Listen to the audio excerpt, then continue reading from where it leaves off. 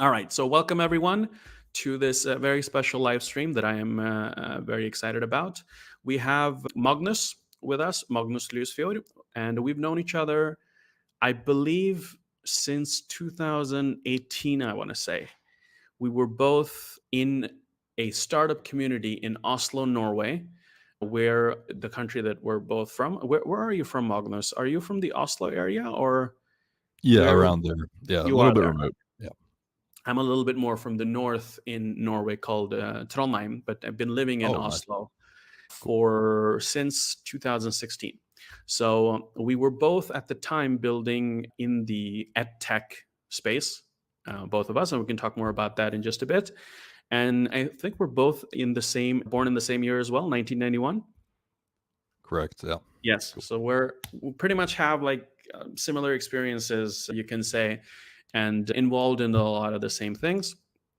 And yeah, so I'll just, before we get started on the AI stuff, let's just do a quick introduction, Magnus. I'll hand it over to you if you can introduce yourself to everyone. Yeah, if you guys could write what you kind of are looking for from this stream, that would be really helpful to know what we should talk about or what you want to talk about.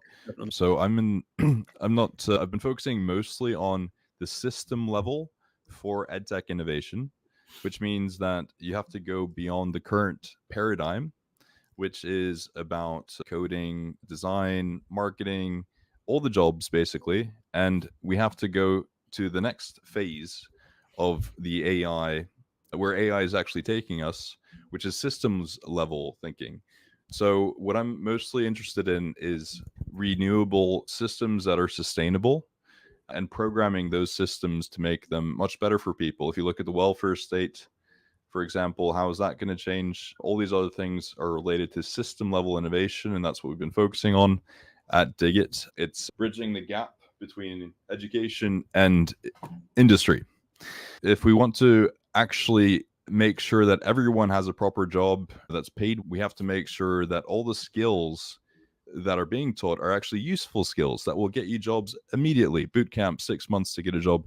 So the focus of Digit has been system level education so that we know when we will get automated from the current job that we have and what skills we need so that we keep on learning the right things so that we don't get thrown away in the trash bin, which is what happens in the past for people that don't evolve. So it's great that you've joined here today so we can discuss these things. Back to you, Rafi. Yes, absolutely. What would you say, if you can tell us a little bit more about you personally, just so people can get to know you a little bit better? So you were born in the same year, 1991. Did you grow up in Norway as well, or did you move around a little bit? Can you tell us a little bit about your childhood? And specifically, what I'm interested in is when and how did you get into computers and all that? Did that happen pretty early on, or? I think that will be interesting for everyone to know. Yeah, so we'll definitely talk about AI projects. That's a great point. I grew up in Norway, and then I moved to LA when I was 7 years old, and then I lived Oh, there for 10 years. And so I have an American middle school and high school education in California. And I moved back to Norway, and I studied in Edinburgh, which is ranked one of the top 20th universities in the world. I did engineering. Even though it was ranked super high, I noticed that the education innovation sucked. They didn't even allow you to take videos in the lectures because they were afraid people wouldn't come. And then I did my master's in AI in Norway, and I got a research council grant for 1 million NOK from doing that when I realized that education innovation was one of the most important things for the future, and it's just one of the most neglected things as well. So that's a bit of background. awesome. So you did your master's, you said, in artificial intelligence. Yeah. So this was like before everyone started thinking about AI, pretty much after ChatGPT. It was Yeah. one of the first years you could do it. I graduated in 2017, and I transitioned midway through when it first opened up because I was like, this is so old what I'm learning right now, and universities are really outdated right now. hmm Yes, absolutely. All right. So let's thank you for that introduction. If you have any more questions about Magnus or anything like that, what he's done, you can also leave it in the chat as we go on. Okay. So let's go into the big question that we have for this because everyone Pretty much everyone. I mean, let us know if you are afraid that you might be replaced or your job will be significantly impacted, or maybe you don't even have a job right now. Maybe you want to get a job, but you're scared about this. Let us know if you are in the chat so we know. Because we want to, from what I've been talking about with people and thinking about for myself, it is pretty clear that things are about to change and maybe even changing already. In some time, let's go back a little bit. I always like to look at history a little bit. So we both were born in 1991, and there was a guy, a physicist by the name of Tim Berners-Lee. Whenever I mention his name, I mean, Magnus is nodding because he knows exactly who he is, but most people don't. But guess what? Take Mark Zuckerberg, Jeff Bezos, and Elon Musk and put them together, and this person has probably affected your life way more than all of them combined. The reason is because the internet has pretty much existed since the 60s or 70s, I believe, in universities, but there was no killer app, right? Nerdy people at universities used it to do like very kind of niche things, right? Nerdy things, basically. Then along comes this person who is an Oxford educated British physicist who's working at CERN. And he has a little personal project of his that he's calling the World Wide Web.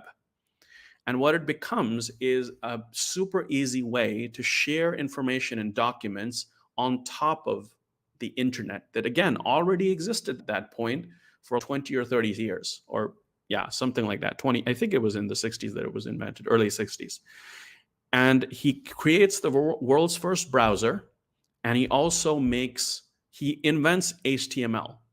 So this is a person who does both of those things and now gives everyone, essentially, if you have a computer, a way to interact with each other using websites. If you're really into, I don't know, the Rolling Stones or the Beatles or stamps or something like that, you can make a website where there's images and text and all. And if you go back, and if he was talking about this, people would probably be like, "What are you talking? Why are you so obsessed with this?" But the people that had enough knowledge knew that this would change everything. And guess what? Think about the internet. It's basically like oxygen. If I told you, do you use the internet in your daily life or your professional life? You're going to laugh because, oh, come on, what are you talking about? Yeah, of course. Our entire world is dependent on the internet, World Wide Web, all the other protocols that were invented. But it wasn't that obvious 30 years ago. But you can see that the world already changed in a very meaningful way in the last 30 years because of this. Now, what do you think, Magnus? Are we looking at, now going ahead 10, 20, 30 years, are we looking at something that potentially could be bigger as a technology? And by how much do you think? Compared to the latest, like the last time that happened, where we could say maybe we can say that with the advent of smartphones too. But if we say that, let's say about 30 years ago with internet and the World Wide Web, what do you think? It's gonna be, yeah, so internet was one thing. The adoption rate was very slow.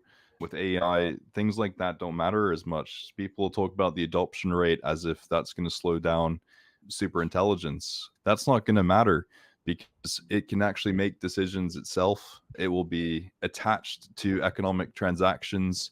It's going to know how to program.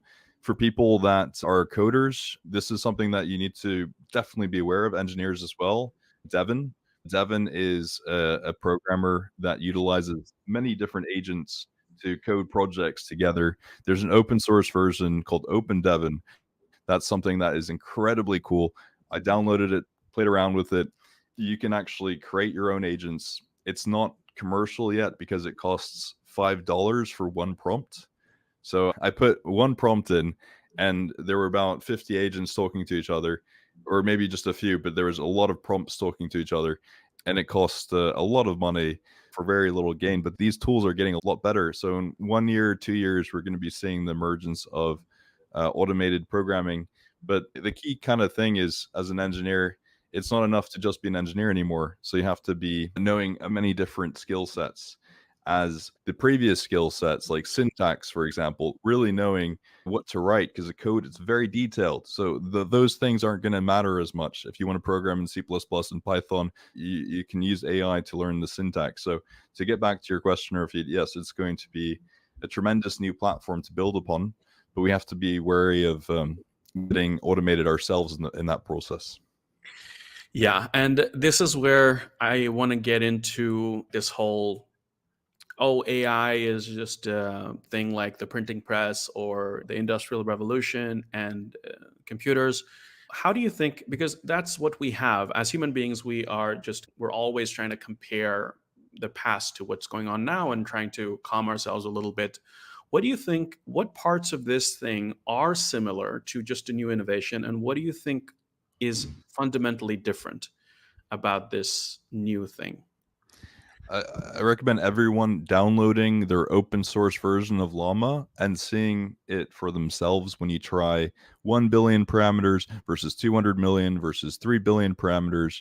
Those parameters determine how much intelligence, essentially the brain, the system has, because it has a lot more weights. And weights are basically kind of ways to understand what's going on with the whole system. It represents a piece of knowledge.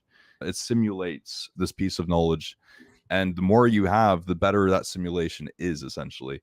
So when you start playing around with different 1 billion versus 200 million versus 3 billion, you can see what intelligence is like, because the 1 billion parameter models even ask you, I don't understand your question, can you please say it another way? That's the response you get from these inferior bots that are open source, that are easy to run on your local computer. And then when you add up to 1 trillion parameters, it is very confident, it is very correct, it has a very high IQ, and you can see that this is a scaling law, so it goes up and it starts to match the number of neurons that humans have for understanding the world around us and simulating it in our own head. So there's that huge similarity that people do neglect, even though it doesn't have emotions in that same way. Yeah, let's see. Yeah, but what if someone were to say it to you, would you say then that intelligence is the differentiating factor between this new technology and what we've dealt with before? Because a lot of people like to say just it's a new thing, like the smartphone was a new thing or telephone were a new thing. How would you say this is fundamentally different? Is it the scaling factor that you said, or the scale of it? For the Yes. average person who's not that technical, how would you say to them that how this is legitimately much different and maybe something to be a little bit afraid of risk wise? Yeah, it can do basically any human job to a certain Yeah, extent right now, yeah. and it will continue to close that gap in the future. It's not going to stop anytime soon. They're spending hundreds and billions of dollars on just the supercomputers alone now that dwarf what we have and what we experience today. This is from Google to Microsoft to OpenAI. They're putting hundreds and billions of dollars into these supercomputers, way more than what they had before, way more than what GPT-4 has. They're saying that these models are going to be shit in comparison. You have the iPhone 1 comparison to the iPhone 14. They're very, very big differences, but these are all exponentially bigger differences. So humanity is going to be humbled in that sense. And what we see of as important work is automatable soon enough. So that meaning gets diminished, and we will have to find new ways to find meaning or perish in the process.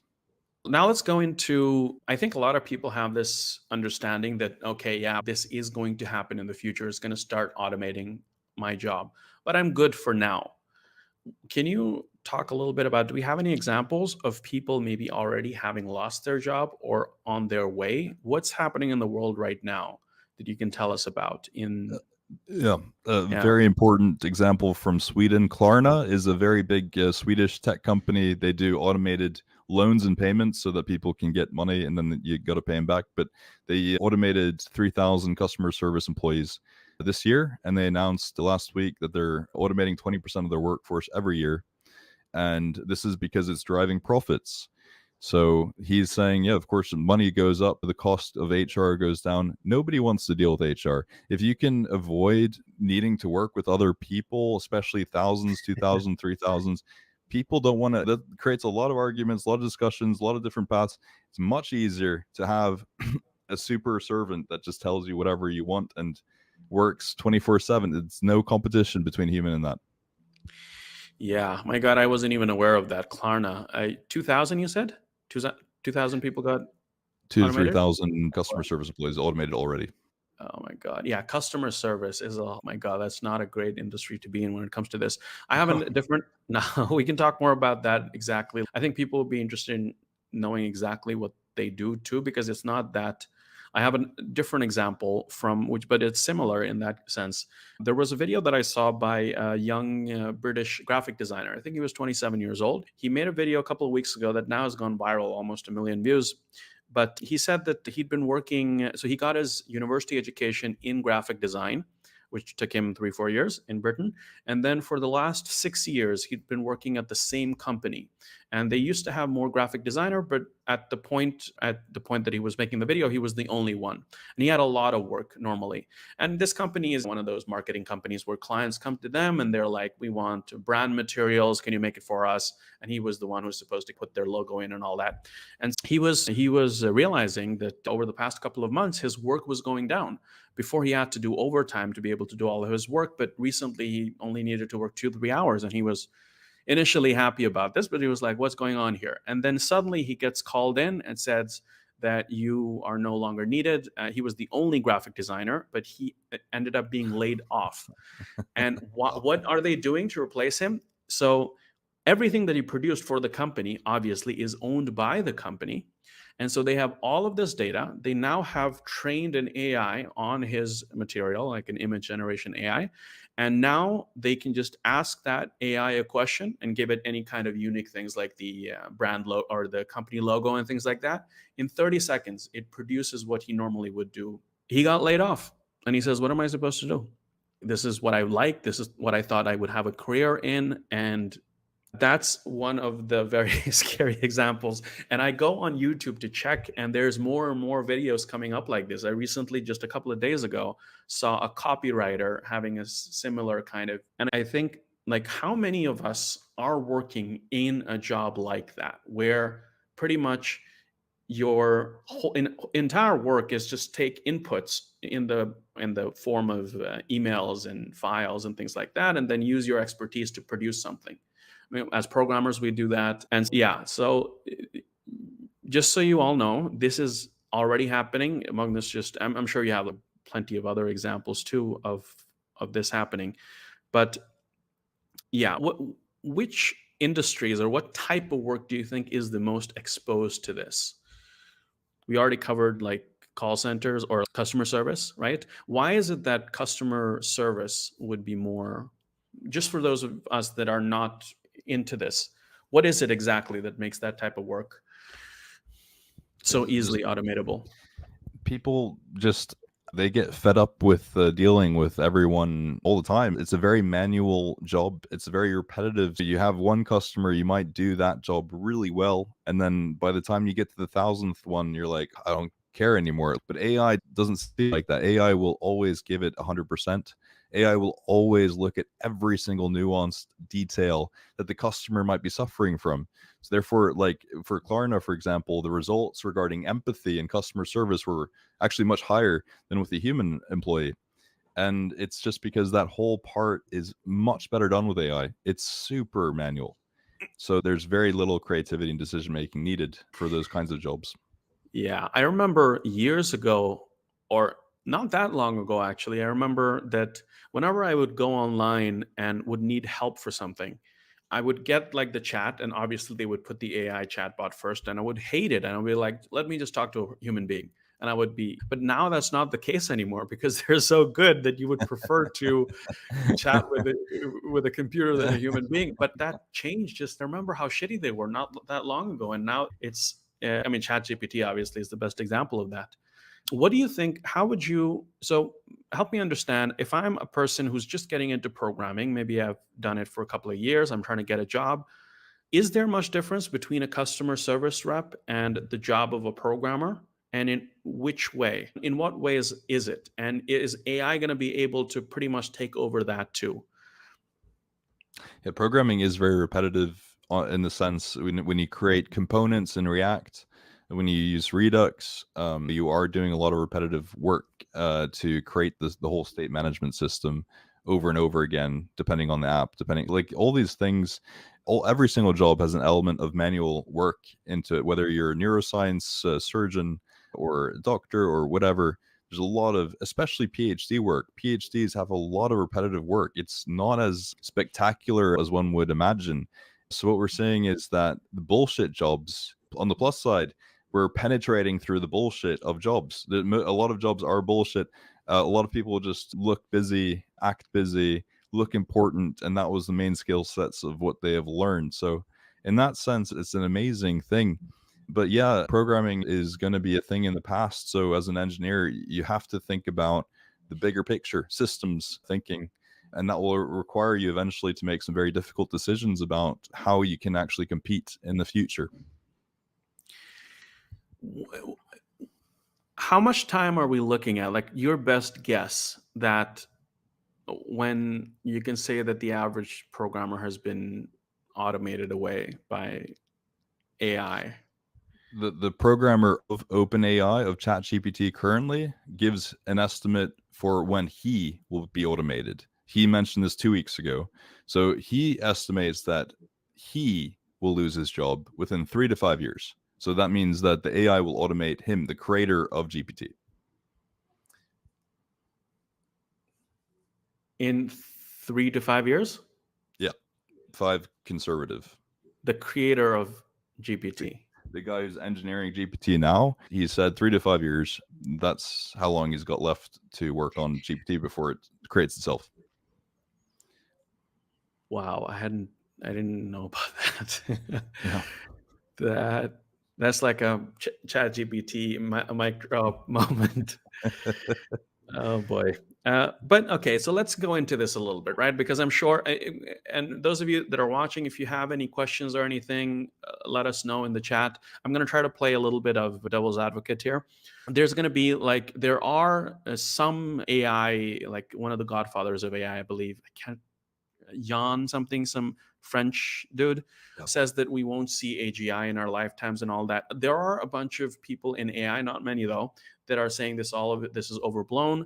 We've reached the end of large language models. There was a lot of stuff that happened within a short amount of time, but it's over. There's not more there.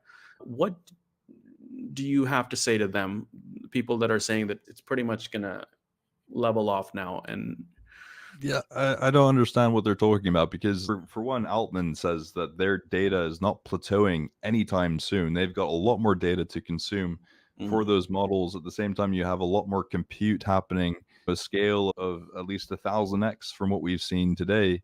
And on top of that, we're seeing that LLMs are getting huge innovations. And beyond that, we've had incredible numbers of AI inventions that weren't possible to do because of simply the computation. But Minsky, for example, from the 1960s, has been innovating in this field of consciousness for over 50 years. It's just that they've never been tried or tested. So now we're seeing this big actual knowledge gap of professors and scientists that have figured out a lot of things in the past that still haven't even been utilized in these new models. So we have emotion engines that haven't been utilized yet, which have been studied extensively. There's so many things that we haven't even tried yet. So I just don't understand where he's coming from. And he even has, Jan LeCun has proposals of how to make consciousness himself. He's saying, yeah, LLMs are going to go out the window, but we have these new architectures that are going to work way better. So I don't see how he thinks that 3 to 5 years is not a realistic number. I've also heard Sam Altman saying that the reason that from each model it gets significantly better is not because of one big thing, but it's because of a bunch of small things that they're constantly trying out, like hacks and things like that. And if that's really the case, I don't see that stopping. If there's not big stuff that needs to be done in order to get them to be better, I think in my case, it's like intellectually, like if you're a really smart person at a university or something like that, Mm. what's the biggest thing ever that you can work on? It's pretty much AI, because there's a book that came out years ago. I haven't read it, but I think it's titled something like Humanity's Last Invention. It's like pretty much this is it, right? This is like the last thing where Yeah. after that's done, it's self-improving. Yeah. So you get this concentration of the best talent in the world coming to this stuff, and it's backed by the biggest companies in the world that are the scale of which is unlike anything we've ever seen. These companies are going into the trillion market valuation and the trillions now. It's not going to be long before we see the world's first trillionaires. And if you want to, and the way I think about it is that whatever people talk about, we have to align AIs and all that. Yeah, okay, that's fine. They can talk about that all they want. But alignment is only going to be whatever the people at the top are going to want it to be, because they know and they're competing against themselves, right? It's all Mm. they're like, just think about what we think about all the time, right? Let's say people that are watching now, a lot of them are learning to code and they're wanting to get into the industry. What are you consumed by most of the time? You're thinking about all your friends that are getting jobs, and oh, he got a salary that's a little bit over mine, so I gotta get that. And it's the same thing for the billionaires. They're like, oh my god, he can't get to AGI before me, I gotta be. So it's when the race becomes, you can even see that there was really not much outside innovation happening in the Google AI labs, and we've been hearing about that for years and years. But as soon as ChatGPT comes out, everyone just starts pouring money in, and I just don't see anything. I don't think if that's the race, the smartest people backed by the richest people in the world, that I don't see slowing down in any way, because Yeah. you can, yeah. And so this is not some like obscure thing that has come out of this innovation lab that no one gives a shit about because it has no real world applications. But yeah, so that Alena says anxiety goes up. Yeah, that's been a little bit of depression and existential life crisis in my on my end, at least, as a result of this. No joke, actually. Same. My dad is also joining here. Actually, he has a question. Hello. Jan says the current model don't plan but only look at history to autocomplete the next words. That's a good question, actually, because people say it's just this glorified autocomplete. Maybe you can talk a little bit about that, Magnus. Any insights on how AI will start planning by itself? Yes, there is this discussion that's very polarized that AI is auto-completing and not really doing anything creative. But the only way to really answer that is to really dig deep into the whole math and simulate what GPT is doing step by step and see the whole process. And it is indeed able to simulate, and it's also creating a whole tree of knowledge based on its understanding of reality with vectors and mathematics. So there's no autocomplete. It is literally simulating a whole tree of knowledge in order to be able to understand what the next word is. And it's therefore, according to Jeffrey Hinton, which he discusses the autocomplete objection in a lecture from Toronto last month. This is actually something that is not the case. It's not autocompleting. It is very much needing to understand the context and the question in order to answer the question very well. And if we look at the lower level language models, they have a very hard time answering any questions. The higher ones, a lot more. And regarding the planning, it's all about adding more context, more abilities, and also consciousness, because consciousness helps us do higher level planning. And that's been written extensively about from MIT professors since the 1970s, the 1980s. There's many different programs that they have already created that would easily be programmable in today's world that would allow them to do these things. And it's just a matter of time. All right, so let's get back to where we are right now and talk in more practical terms. So, a lot of people watching or listening to this are going to be people that are very early in their tech careers. Most of them are getting into programming. Maybe they are just starting to learn, or they are considering starting to learn, or maybe they've completed something like the Scrimba front-end developer path, for example, or something equivalent, and they're about to enter the job market. You've been in this world for a while. You understand this more than the average person, for sure. What type of advice would you give to that person? Consider if it's your own child or a younger brother or something, or someone that you care about a lot. Like, how should they think about going forward? What are the type of skills that they should be learning? Anything at all? I have some of my own too, but I am really curious to. I think given the exponential changes, it is absolutely ridiculous to think that education is going to be the same at all. Universities will never be what we've seen them to be 5, 10, 15 years ago. They make literally no sense in this new world. You have AIs that can also, and this has been proven from Google and DeepMind, you can teach them how to play football, and they will eventually do thousands and millions of simulations amongst themselves playing football in the digital realm, just as they've done with self-driving cars, millions of simulations before they go out in the real world in the digital life. And this is also what Nvidia is doing with their robots, millions of simulations they do in their head to learn how to do tasks autonomously to a really great extent. It's not, you cannot, we have no idea what children 5 to 7 years old will be doing 20 years from now. It's not possible to answer that question, and we shouldn't assume things are going to be static when there's exponential change happening. There will have to be completely new economic models figured out. There will have to be completely new ways of evolving humankind, even to compete. We're the last species of humanity. There's been, I think there's around 7 other human species that came out from the evolutionary theory that died out. There's no reason to think that humans are the center of the universe. We have to be humble and realize that we're in an extreme risk in this very basic capitalistic system where people are competing, as you pointed out, Rafi. When a designer does their job, they take the data from the designer and then they have a designer that they can build an agent out of.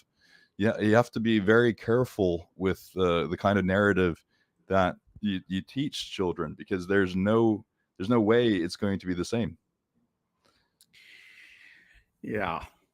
So any so we're all doomed, basically. Evolution. Some people will choose not to evolve. Some people will choose to evolve with AI. Yeah. And I'm sure people that think about this deeply enough will understand that just as I'm wearing glasses now to help me see, improve my vision, you can wear glasses for the brain.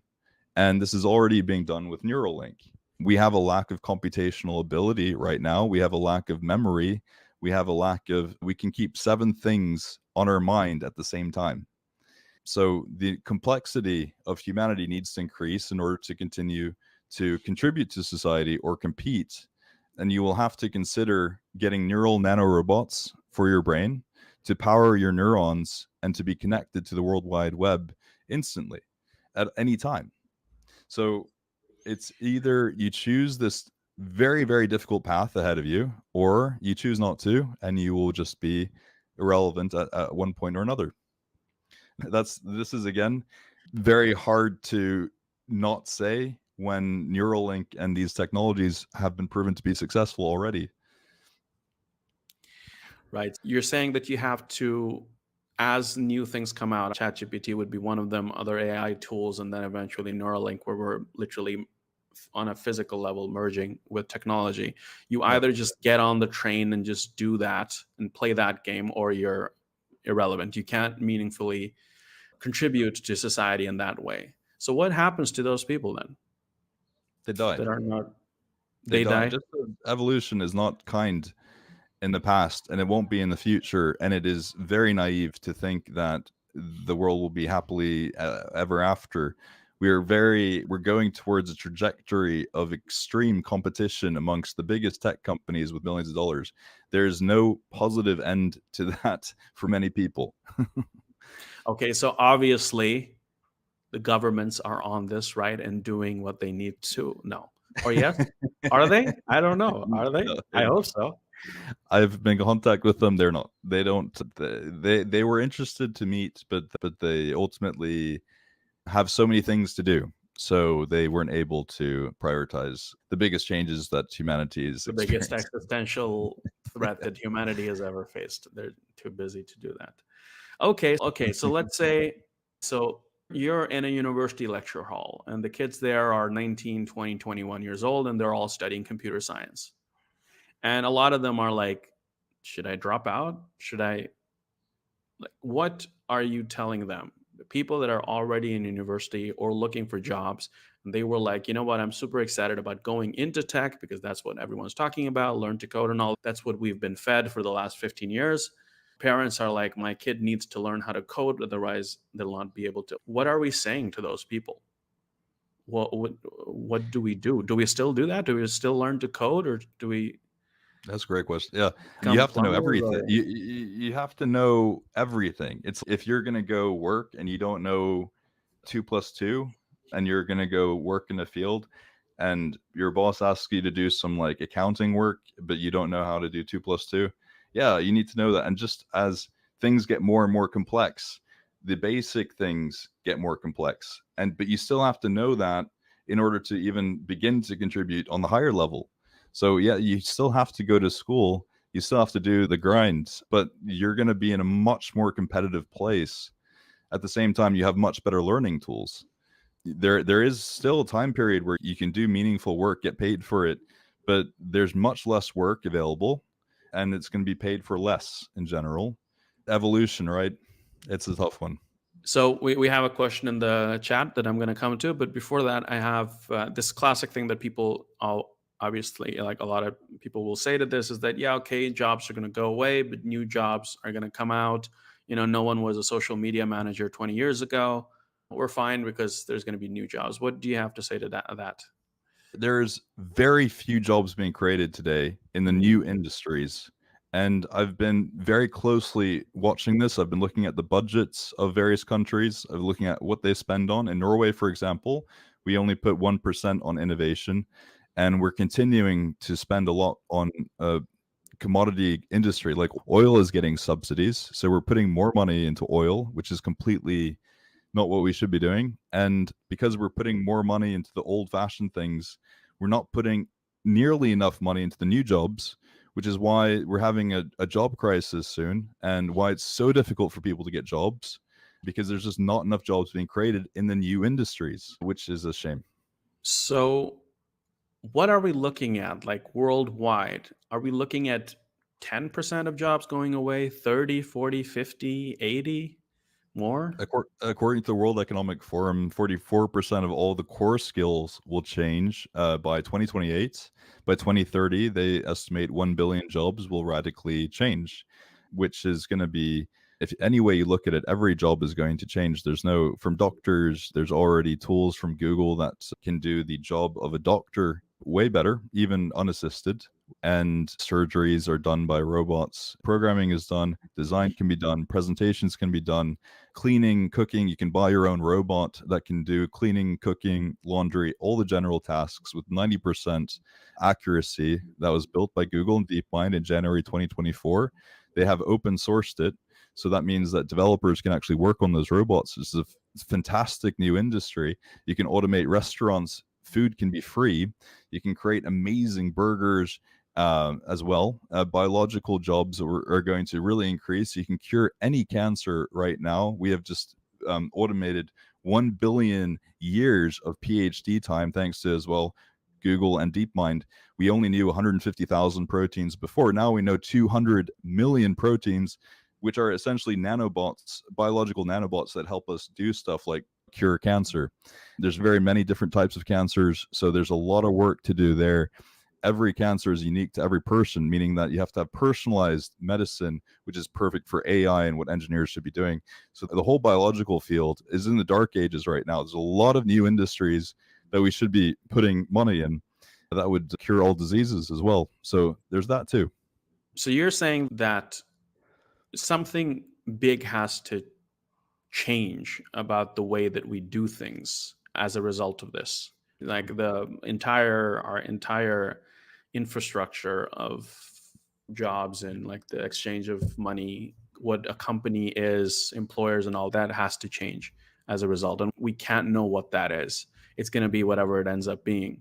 And so coming back to the young person or young a person just entering into tech, there isn't really much positive we can give them in terms of advice or information, like real practical advice. Should they change anything if a person has been dedicating the last year to 2 years to get into programming, learning how to build apps and games or whatever else they might be interested in? Do they continue doing that in terms of, Yeah. yeah. The real problem is we need system change. Yeah. We all have to get on board together and ask for a workforce transition budget, because any university that you're in is going to be outdated to some degree. I interviewed professors at the Oslo universities. Guess how long it takes for them to update the curriculum? It's 8-10 years or something. 10 Yeah. years. And every year they do minor changes. So 10 years.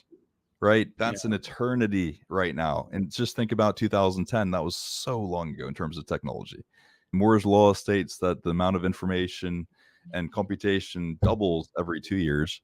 And so we have more information and data than the whole history of humanity just from 2 years ago.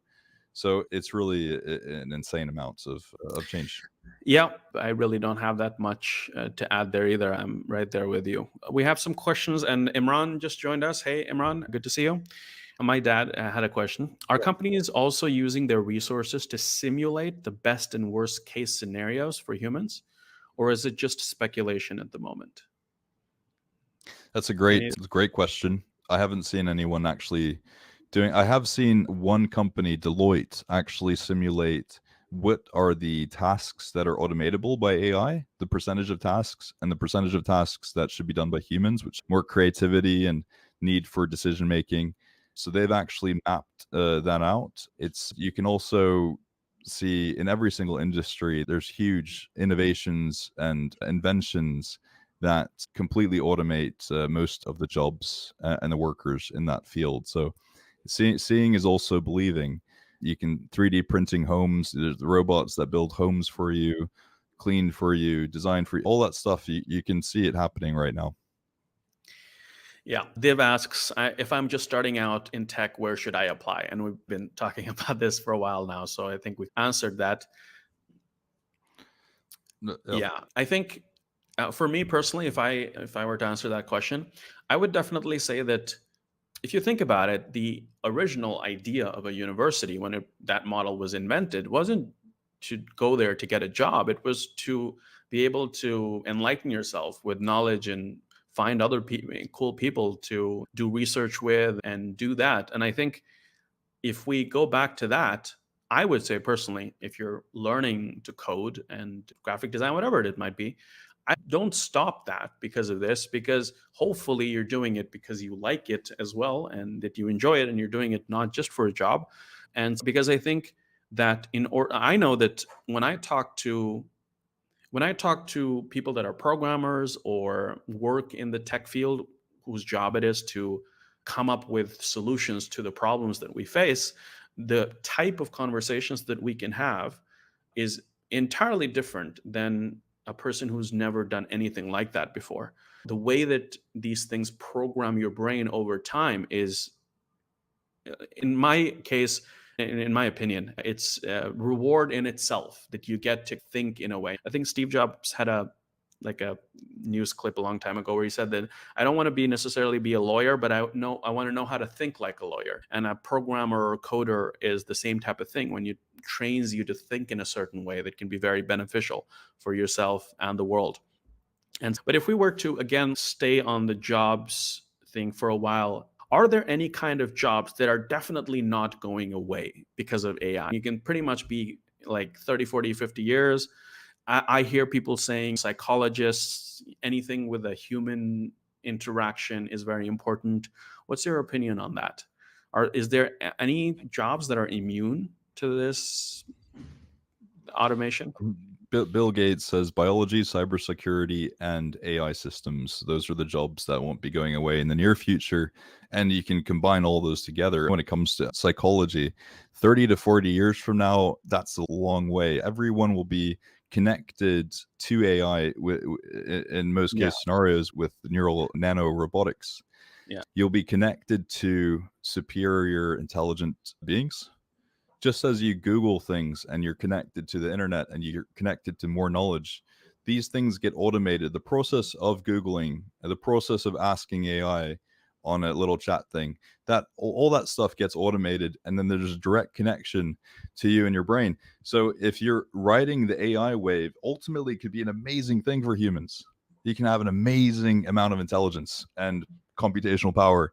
But of course, we're living in a capitalistic system, so the biggest jobs are in system innovation if we want to have a good future. And Div asks, what kind of, where should I apply? Definitely not in Norway, because they don't appreciate this kind of thinking at the moment, because it's very hard to understand. It's going to be entrepreneurship and figuring out yourself the new industries, because these jobs are just not getting created right now. So I wouldn't go into consulting, which is falling. I would go into curing cancers, which is becoming a work of an engineer, or curing diseases, or automating robots that are open source, like the Stanford robot. You can make restaurants that are automated. You could make sushi bars, dentists, maybe. I think Rafid mentioned that doing consulting with that would be a fantastic job in the next 1, 2, 3 years. And to get your foot in that door so that you can be the person helping automate these things for society. And that's definitely one important path to go. Yeah, I think my stance on this is that we're still looking at essentially everything getting automated eventually. There, if you take this to the very extreme, whether that happens in our lifetime or not, I think pretty much that's happening. So the nature of work will change entirely as a result of this. I think we see enough science fiction movies to know that it's just there. Even when it comes to, some people say, like with humans, right? Psychologists, and you will always want human to talk to as a therapist or something like that. I'm not so sure about that. I'm not so sure about that because I heard recently that they did some study where they were measuring the how empathetic people felt, the person they were talking to, a real doctor versus an AI doctor, and in 90% of people felt that, I think it was somewhere around that, that the AI doctor was more empathetic when talking to them than the actual doctor. And I think pretty much anything that can be encapsulated in instructions and you can describe what a thing is or what an AI is supposed to do in order to do a job. If you can do that, then you can, and you have with agents and everything when it's trying the same thing over and over again with new input. I really don't see anything that is outside of that. So whatever it is, again, as you said, Magnus, things are about to change in a big way. And no one can say exactly what's going to happen on the other end. We're all speculating at this point. But I think the markets have to change. Like capitalism will need to change in a big way. People talk about universal basic income, but where is that coming from exactly? Because pretty much all the money is going to be made by the big corporations. Are they going to be somehow paying us a allowance or something like that? It's all new. It's a shame, but it's not surprising that governments are not on top of this and that they are not. I think the way to do it would be the government trying to attract some of this talent that the big companies are getting, the best talents. Because I really don't see a company that is ultimately funded by a corporation how they can legitimately do what's best for humanity. Because we only need to look at the last 20 years to see how that's going to play out. Because take Facebook, right? It's been very clear for more than 10 years now, according to research, that social media and these type of technologies has been rewiring our brain. And for young kids, been programming their brains in a very different way than generations that came before it. The data on that is clear. More kids now are depressed and have mental health issues as a result of that, of our generation who used to just go out and play when we were kids, or the internet was so, you could only be on the internet for a specific amount of time because it was so expensive, so we didn't have access to it all the time. We know that this is objectively bad, but do you think Zuckerberg is going to change their strategy as a result of that? No. There's going to be more of the, there's going to be more technology, not less. And so, yeah, I don't think we can rely. And these people, there's so many things we don't even know. There are so many people that are the heads of this company that speak in one way when they're out there and making it feel like, yeah, we want to do things safely and all that, but what they end up actually doing, it's not a it makes sense because there are people that are leaving OpenAI in this case. The last couple of weeks there have been several people that have left that company, and obviously it's been because of not agreeing on what's safe to do and all of that. And yeah, if you were looking for some sort of resolution to this or something like that, or some good news, I think on my side, the way I think about it is that there will be, I think, where we will want humans, because if you think about something like chess, for example, I think it's a classic, it's a cliched example at this point, but people say that AI became better than the best human in the 90s when it beat Gary Kasparov, but we still watch chess. There's a huge industry on it, right? And people like Magnus Carlsen and even the others can make a lot of good money doing that. And I think essentially that's what we're doing in the future. And what that will so I think there probably will be communities, maybe even, that will just be like, you know what, we don't want any AI. Some people like, we're not going to do that. There's even people do that with the internet now. I think there's going to be probably, like, I don't know, made by humans or something like that. Like, all the products we make are by Yeah. humans, and there's going to be people that are going to want to pay a higher price for it. But I think what I'm trying to do is that, with the things that I do, is that I'm trying to keep on top of what's happening, and it's going so fast. I can't really keep up with everything, but so I rely on other people to do that research, and I get it through them usually. But I think the more you can do things that you think that human beings will still value being made by human beings. For example, stand-up comedy is probably going to be done by human beings. I don't think we want a really cool robot doing that, because it's just, there's something about that. And getting into relation, people have this thing with relationships. But I think even there was some, I don't know if you heard about this, but there was a company called Replica, I think, that provided AI girlfriends. And when they stopped that service, a bunch of people were very, so I think even our preconceived notions of, oh no, we're never going to want a robot to do that. Like, why? Because you've lived most of your life not having done that. I think pretty much that's the only thing, right? Because there's been so many things already. We used to say that we shouldn't give our real personality on the internet at all, because there's people that can, and that changed, right? Because, yeah, we got some more in the chat. I think capitalism replace injection or transplant of Ubuntu, if you know what that means. I'm not sure I understand here. Capitalism should replace injection. Like open source, transparent society, a system that Oh, benefits everyone, maybe, or right. hmm Yeah. Let's see. Yeah. So Div asks again. So if you were 19 years old, what would you do? I think that's the thing that people want. Just tell me what to do and I'll do the thing.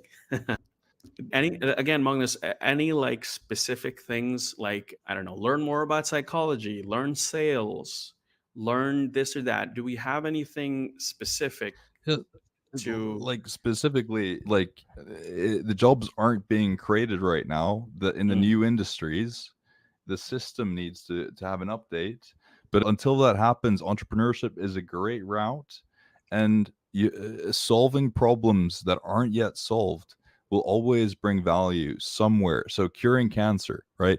There's so many different types of cancer, so many. So just one company curing one type of cancer creates a lot of value because you save people's lives, and I'm sure they'll pay for it.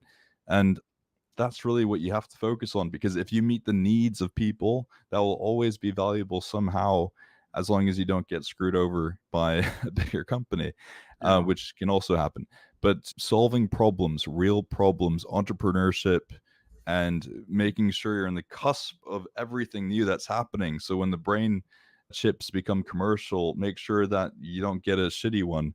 Make sure that you have enough money to, if it was actually a good chip, to be able to afford it. Because that's, imagine someone having 1,000x more intelligence than you. Like, how are you going to compete with that? You really don't have a choice. So just to be on that path, be on the wavelength of change. I have a couple of things to say here, because I think that there are things we can do. If we go back in time, again, let's go to the 90s, about 30 years ago. And there were people that any new technology, it takes a little while for human beings to make sense of what it can really do.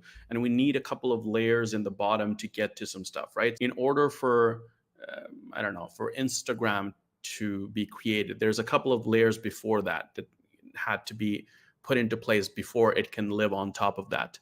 And so if we look at like the websites were a big thing in the 90s. They're still a big thing, but they started to become a thing. And if you were an HTML programmer or coder, you can say, I don't know if it's right to say it's you're a programmer there, but you could make a very good living being an HTML coder. You just take a company and you take their main information, put it on a website and publish there, and they pay you a bunch of money.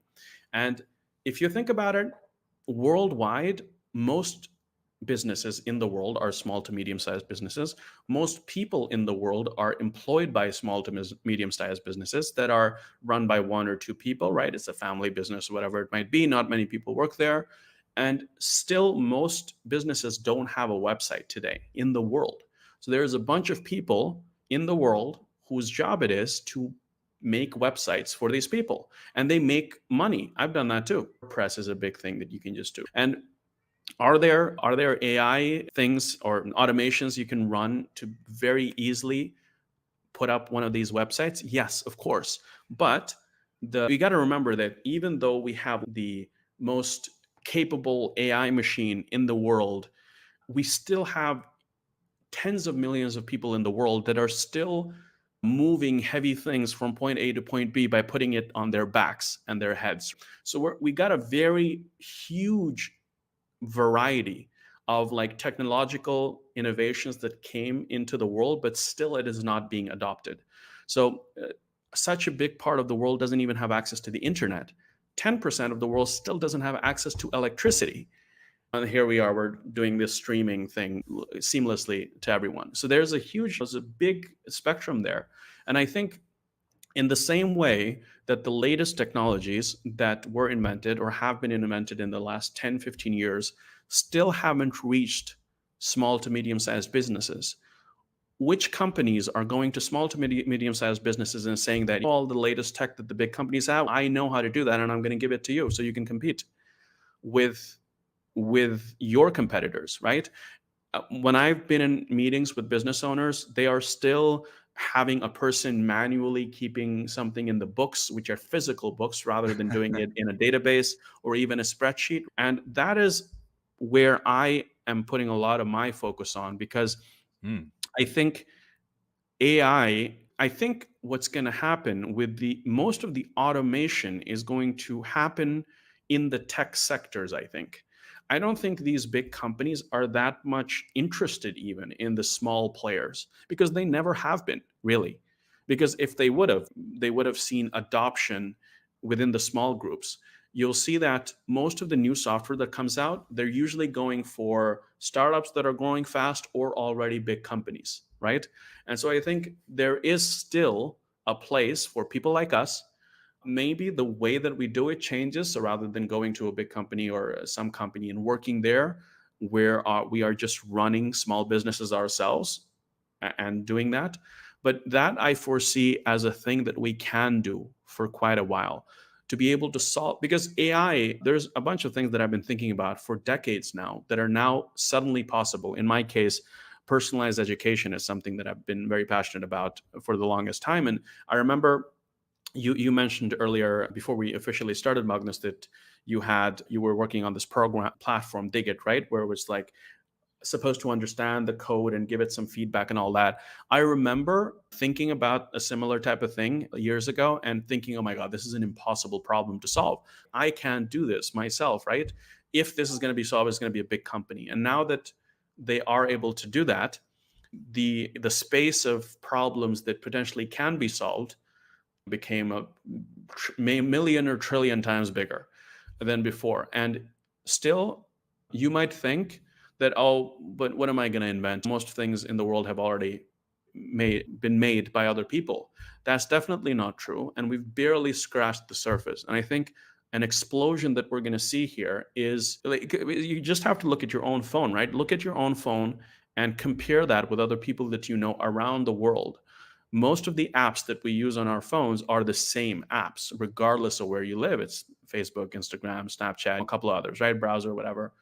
To me, it makes a lot more sense for every little community to have their own set of different kinds of apps that solve their problems, right? So there's a lot more, I think, and I think it's our responsibility as problem solvers, people that can code, design, and do these type of things, to do that. So I see that there's still a lot of value to be given to society, but maybe that's not happening where you work as an employee at a different company. Maybe you're doing it by yourself or like smaller groups.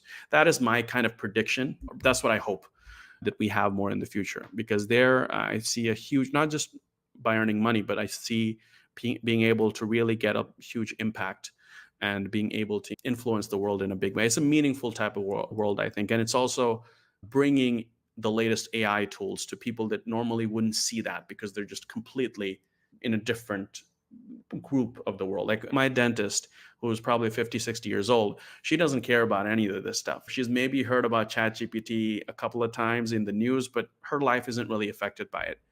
And the software that she's using, it's 30 years old by a big company that just prints money, and Well, it looks like it's from the 90s. So I don't really see that getting affected too much. What are your thoughts on this, Magnus?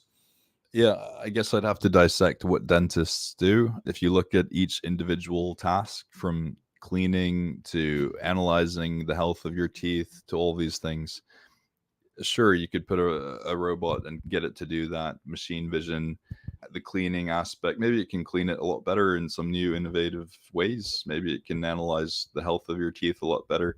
Maybe you could always have nanobots in your teeth, I don't know, like constantly cleaning it, like in the animal kingdom where you have little helpful things cleaning the teeth of fish that just get food from it, but at the Mhm. same time contribute to that bigger fish's well-being. I think dentists will, just like anyone else, get a rude awakening sooner than later. But that's within 5-10 years, and until that time happens, creating better software in general for them to assist them, as you're saying, it's going to be a very big industry, I'm sure, and a lot of people will jump into that. So the relationships that you create with these people and the distribution strategies is probably the hardest thing, to get them to agree to buy your service. Mm, Yeah. yeah. Mm, let's see. What else do we have that we can? Yeah. So, do you have any thoughts on? We don't have to have a long discussion about this, but people talk about the post AGI society. And I think, do you have any thoughts on what type of new model we can land on? Is it a universal basic income? Is it exactly how would that? Have you thought any about that? What's on the So other end of this after? Or yeah, from the past 6 months, I have been very vocal with the government saying that we need to have a workforce transition budget. hmm. Uh, this is a question that everyone needs to figure out together. This is a question that, what is the future? What should I learn? What are the useful skills? University is now so obviously outdated that unless everyone asks for this, it's not going to happen. There is no priority for you unless you make it clear. That is what I've learned. So unless everyone talks about the need for a workforce transition budget, you will be forgotten according to the narrative that's being played out today. That if people don't understand that AI is a threat, that's too bad. History has not given a crap about workers in the past that have been automated. Telephone calls, people were manually making sure on the other end that you would get redirected. So if I called Rafid, there would be a third person who would make sure that it got connected to Rafid, and then that was automated. What happened to those workers? It's very little is actually written about what the effects of those workers were, because that's something that's hard to talk about. That's, no politician is going to be popular by talking about that, because they obviously didn't have a workforce transition for them, and they never asked for one because they weren't aware of what would happen. So everyone has to ask for a workforce transition budget, or else it's just not going to happen. There's not going to be priority for it. There's no budget available for it in the government that I've seen in Norway. And we have a really good welfare system. And that's not something that's in the proximity of anyone's minds. Yeah. That's so frustrating. I've almost asked for it every day for 6 months and been very vocal on the key leadership that is responsible for it on their LinkedIn, on their social medias. I've repeatedly stated this over and over again in many, many, many, many different types of ways, constantly ignored, formally sent them feedback, formally emailed them, everything. That's just not happening because it's not their priority. And in fact, it makes it easier for them perhaps to have a smaller, more effective workforce. It is a very big question, and I think only by forming a big worker union around it can real change actually happen. And you're talking about that it's not happening at all in a place like Norway. We can just Yeah. imagine what's happening in a place like India, Pakistan, and where it's like Norway has an oil fund, even where there's a lot of money in a. And most countries don't have that exactly, and they have And we much don't larger. spend it. Yeah. So, are you foreseeing like just unemployment at a level we've never ever seen before, just and nothing being done Tremendous. about it before it's already become a huge Tremendous. problem? Yeah. Tremendous. It's so, as an employer, when someone gets the role, you've been an employer, Rafid, you've had Yeah. many employees in your life. You know how difficult it is.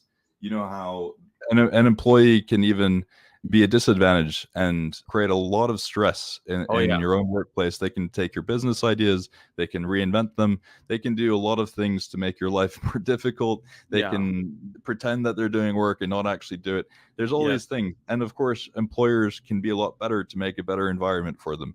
But if an employer could get this done by a Yeah. machine that doesn't complain, just does it, works 24/7, always reliable, how much better is that? You Yeah. don't even want to hire one person. No, You don't even want to exactly. hire one if Yeah. everything can be done according to your will, according to Yeah. however you resonate, and then the machines just go do it, no questions asked.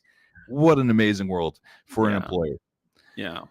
They're thinking like that. If they don't need to train you, they don't need to look out for your future. They're paying you. They're paying you with their hard-earned money that's so risky for them to start a Mhm. business. They're putting their house on the line. They're putting this on the line if they're an SMB. So, of course, there's a huge unemployment crisis that is pending. Nobody wants to hire someone if they don't have to. They only hire people if they absolutely need your work. Exactly. And even if you want to be all like, whenever, if the person next door is doing it, you just can't compete. If everyone is doing, you have to do it. That's what we're seeing with the big companies now. Like it just accelerated so much after it was pretty clear that ChatGPT was chat in the same way that internet needed a killer app with the World Wide Web. ChatGPT or chatbots became that, at least for the time being, for the large language models. And then you see just Google that was just sleeping on it for close to a decade, just get into the race, and then you got this thing going. So any company that can do it will do it, and if they're not able to do it themselves, there will be other companies that are set up for the sole purpose of helping them do it. And so there's just everything just lines up whenever there's incentives like that. Yeah. Of speechless. So yeah, so it just doesn't work. Capitalism doesn't work. You can't have one Yeah. employer CEO. You can't do that anymore. It just creates this environment where there's no real collaboration of minds, and to really utilize someone's full potential, it's not enough to be a designer or coder. You really want to resonate with them on many levels to really create value beyond an AI agent doing it Mm. 24/7. Yeah. Yeah. And can you just explain? Actually, I think we've used the word agents before. Those of us that are not that technical, what would an agent be exactly? AI agent. So you can already do this where you have many different types of AI chatbots that work Mhm. together. So you could have one chatbot specialized in coding that is talking to another chatbot that's specialized as being a manager, that's talking to another chatbot that's specialized as the artist with the vision, with another chatbot that is the CEO, with another chatbot that is the CTO, and they could all be there. You can already do this if you look up AGI open source. You can already download for free programs that do this for you, that create projects for you. This is very expensive at the moment, which is why it's not being done yet. But $5 for one prompt. but because all these agents are working together. But yeah, this is something that's going to get a lot cheaper. What are your thoughts on? There's an actual. I've been when I go on YouTube and watch these videos, there are some people on specific videos where people talk about they themselves losing jobs. People talk about, oh, I was studying computer science at university and now I changed to become a plumber or something like that. Just so we answer that, do you think there's any, what do you think of that? Like changing from more creative jobs or white collar jobs to doing something more with your hands where people think that, oh, that's, it's going to take a while for robots to be able to reach that level. Give it 1 year. The Google Stanford bot, if someone wants to look up Google Stanford DeepMind bot, you can see, you can already teach it to do a lot of these tasks at a 90% accuracy rating. It's super generalizable. It can clean, cook, it can do all the, it can push the chairs, it can make you a Chinese super nice meal, it could fry eggs in the frying pan and do the laundry, do the dishes. It does all that stuff already. Open source, so engineers that tap into that. And this robot is only 300,000 kroner. So if any to get a grant and investment to utilize some of these robots and specialize it, you could sell it to restaurants, you could sell it to do the dirty jobs like cleaning the toilet, like all that stuff is, it's very good entrepreneurship. Yeah. And 300,000 kroners, as Magnus says, that's about $30,000. And obviously, that's expensive now, but that, as with anything, as adoption increases, the cost goes down quite a bit. Yeah. Are there any things that you are doing yourself that you weren't doing before as a way to prepare yourself for the coming doom that we are about to see? Apart from just keeping yourself updated, obviously, on news and what's going on. Yeah, there's a lot of there are some things that I'm working on a bit under the wraps right now that I can't disclose, but it's certainly when you look very closely at these things, you can see a lot of areas of value creation, like I've been mentioning before with these projects. And again, like $30,000 for a robot that can do all these things compared to that's 1 year of a cleaner's salary, and it can clean for a lot more than a normal cleaner can. Yeah. A lot more hours. Yeah, I'm also working on a couple of projects myself in this space as well. I think, I think that would be maybe. Do you think that most, if not all of the value creation that's going to happen in the world, or people that, I think a lot of us that are maybe a little bit more ambitious than the average person, we're thinking like, okay, I'm just starting out my career. I'm 20, 30 years old, maybe. I want to spend a good amount of my life, 10, 20 years, building wealth in a certain kind of field. Do you think that's still possible here? We're so in the early stages of things here. Do you think that people that want to do that can still do that? Or is like most of this still just going to go to the big companies? Or what are your thoughts on that? You have a time limit because you have to think that the people that have a lot of access to power and money, they have no problems thinking in this space. They have all the resources necessary to think on this level. Yeah. And they'll be getting their hands on the latest evolutionary tools to enhance humans and to recreate what a human is. They will be definitely doing that because they will understand the significance, because they have access to knowledge, information, and power. There is a shorter period of time that we have to really be able to contribute to this paradigm. But the next paradigm, there is a chance you'll be able to contribute to that one as well. But if there's no workforce transition budget, it's very likely that there is no need for a 1 trillion parameter human, right? So the LLMs are like right now around 1 trillion parameters, and humans have about 10 trillion neurons, which is a similar level of comparison. So that is the computational limit of humanity at its current pace. But we have more brain cells, we have more neurons than monkeys, and the only difference is that there's a hormone that is turned on during birth to give us more neurons that get created during birth. One of my good friends did that research in Cambridge. She published a paper on that. She found out the difference between monkeys and humans, and it was this hormone that gets turned on. So there's so many things that you can do to improve yourself as well, which really gives a lot of hope too. Mm. Yeah. We touched a little bit on, like you said, university and how they're so lagging behind. Would you say that, would you, if you were, say, 10, 12 years younger than you are, would you go to university? Would you attend university? Do you see any value in it?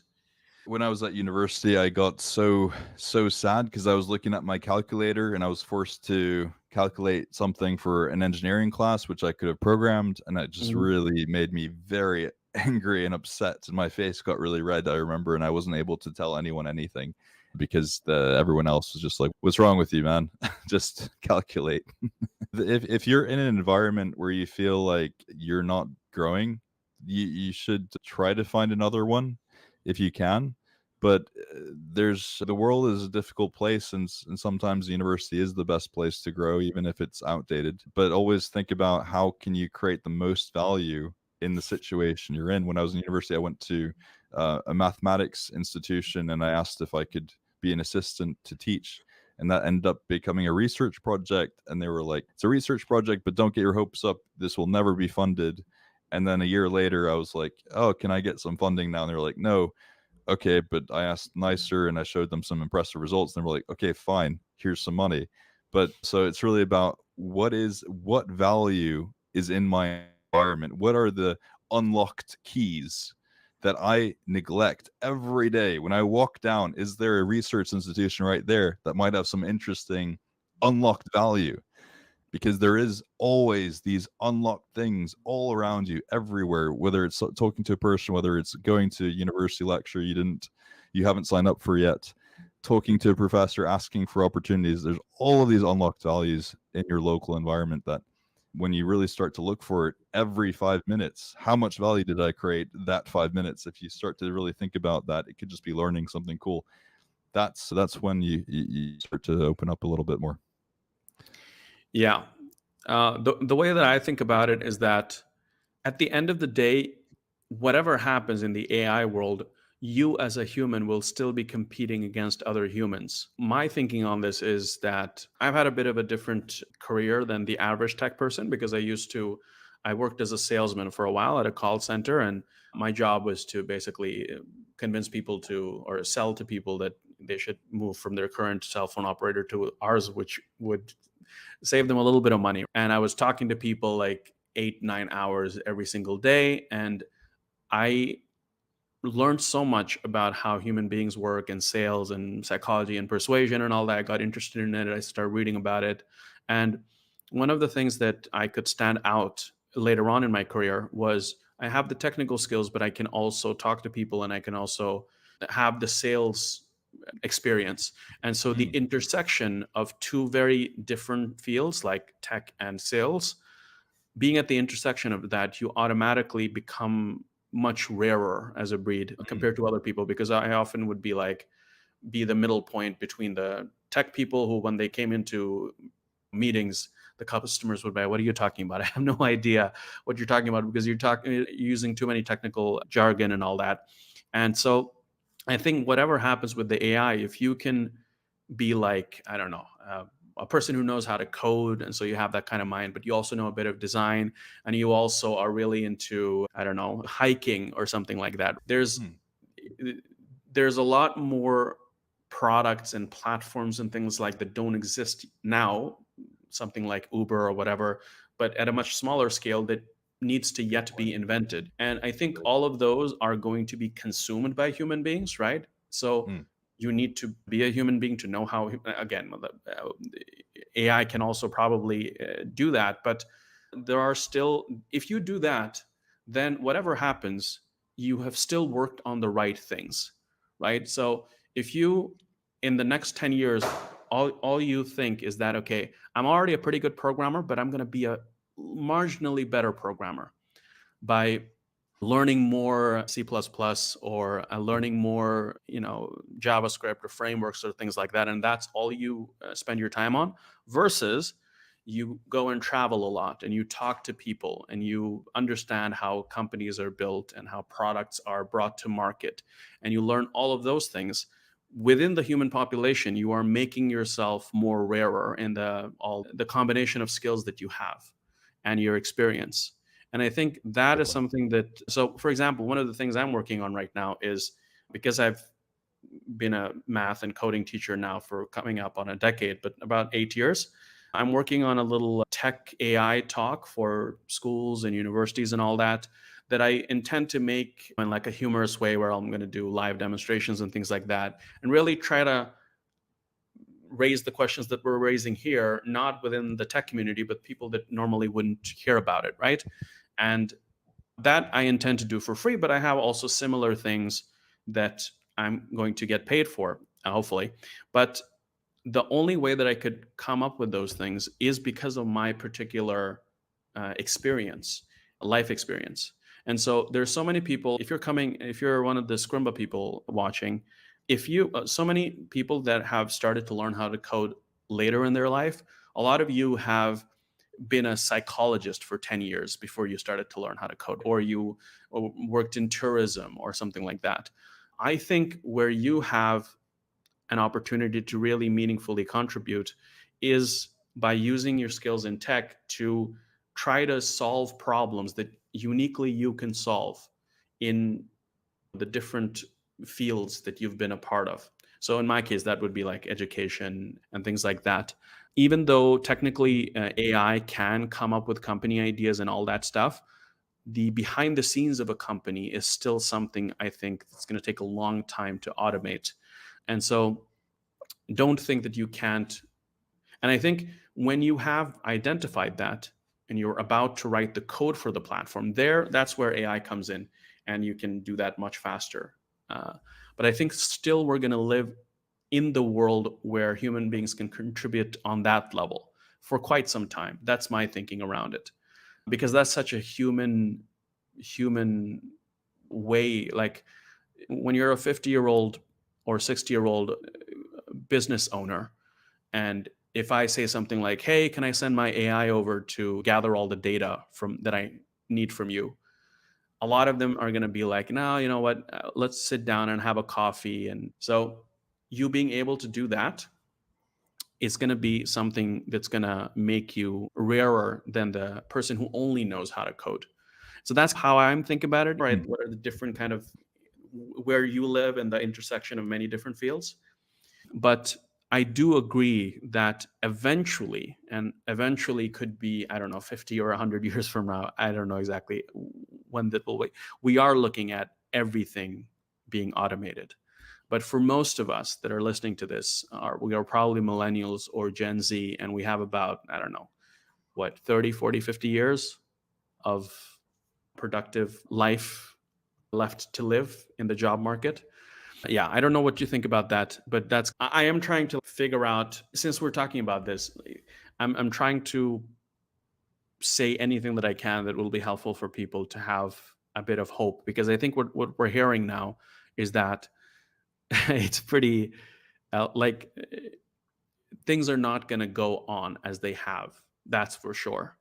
And but I think we feel a little bit helpless if the answer just becomes, yeah, the government has to do something about this. They're currently not, but they have to, unless something like yeah, I mean, if something has to change, the government has to do it, and we don't really know what is on the other end of this. But I think that again, it is hopeless. But at the other end, entrepreneurs can help the government also change. There was a recent company that was created, and they made AI policy, and they specifically positioned themselves to advise the government on new AI policy changes. So they've been very successful with that. So entrepreneurship can solve a lot of these problems too, and if you think about what entrepreneurship is, it's about creating new value from things that are already existing, but you put them in a different puzzle piece, or maybe you do a little bit of technological innovation on one of the puzzle pieces, and boom, you have a new product. I do think that's going to be happening still for another 3 5 years.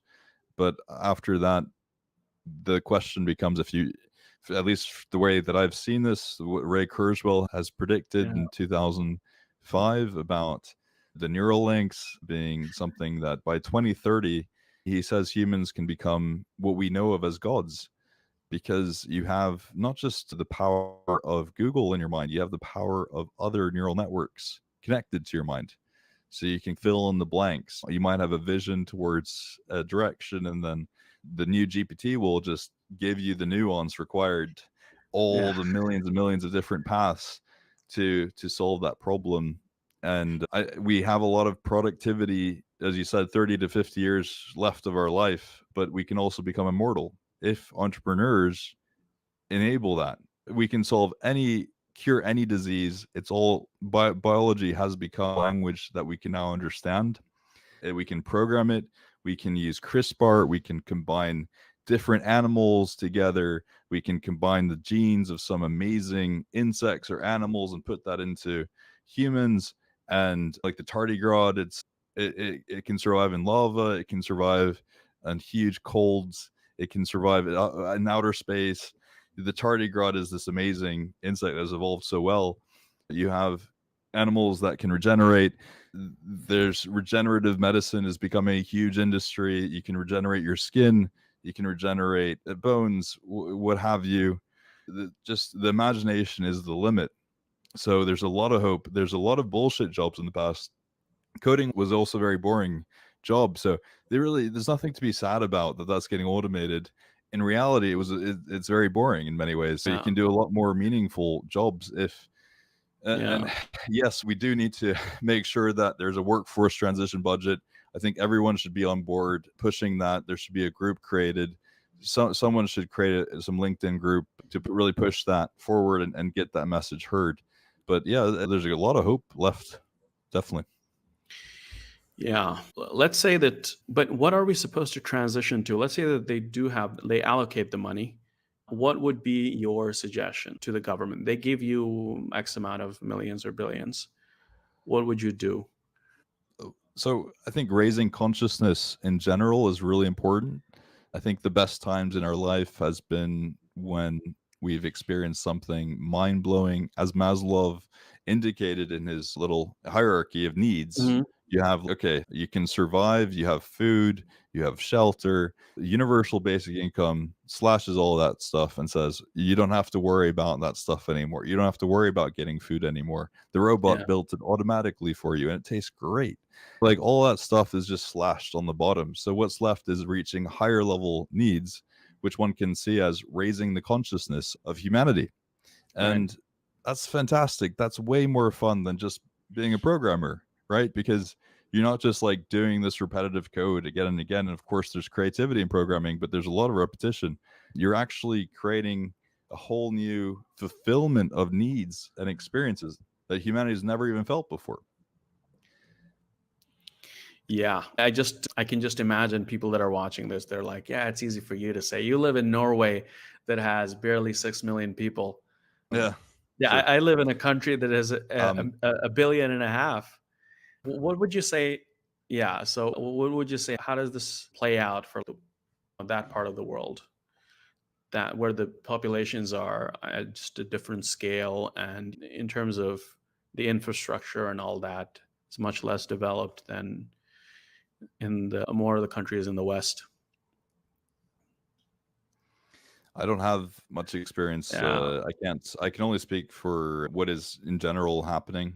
So I don't. I really don't know what it's like. I'm sorry. Yeah. I can't. It's probably a lot harder. Norway has a lot of benefits. We're very spoiled in that sense, but we're just not we're not utilizing our oil fund even. So we have a 1.7 trillion dollar oil fund.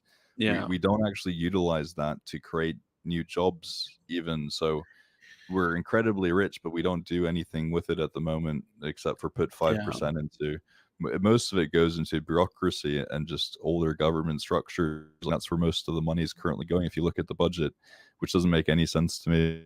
So we all have our advantages and disadvantages. In every country, if you have more people, I guess you have a bigger chance to create a bigger community. That's one advantage. And I really don't know. Sorry. Yeah.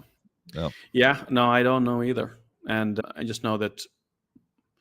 So we don't really have, but it's clear that the transition has to happen. At a certain point, the unemployment levels are going to get to such a degree that the government has to be forced to do something with it, but they will obviously be late with that, as is always the case, as also happened during COVID.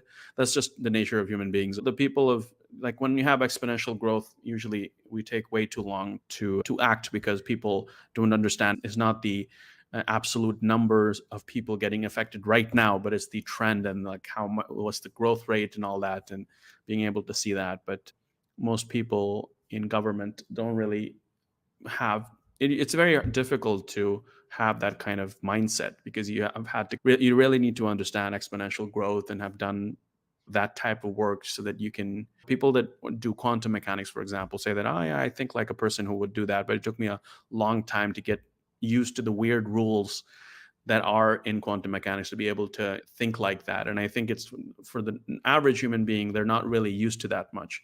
That's why even I've seen a lot of people, even in the tech space, that are just, and it's okay, it might be their point of view, but a lot of people are just like making fun of how bad some of the things are right now, in terms of that they're not that complex or not that sophisticated, but they fail to see that if it continues to grow at this rate or better, then this is what we're going to be at in the not so distant future.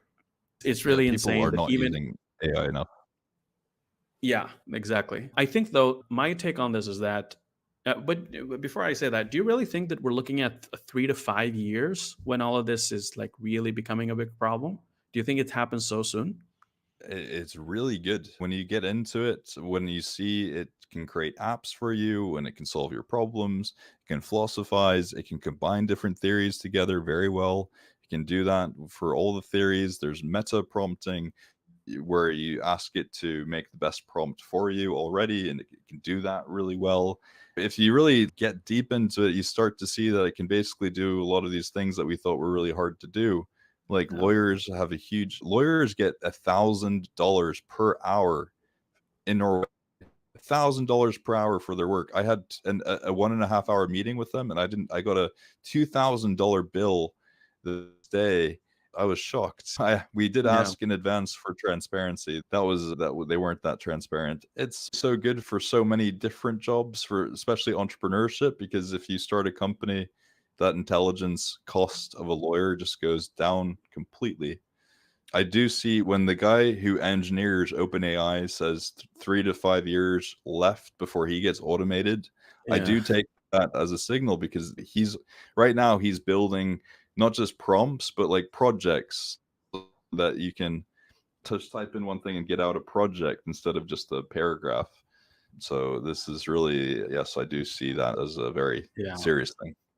Yeah. I don't know, but yeah, even if it, from a human mindset, be like, oh, that seems too soon, we have to remember that we're on an exponential curve, and the doubling happens so fast once you get up to the steeper levels. Yeah. But I think that whenever this transition officially starts taking place, in the transition, there will be a lot of opportunity.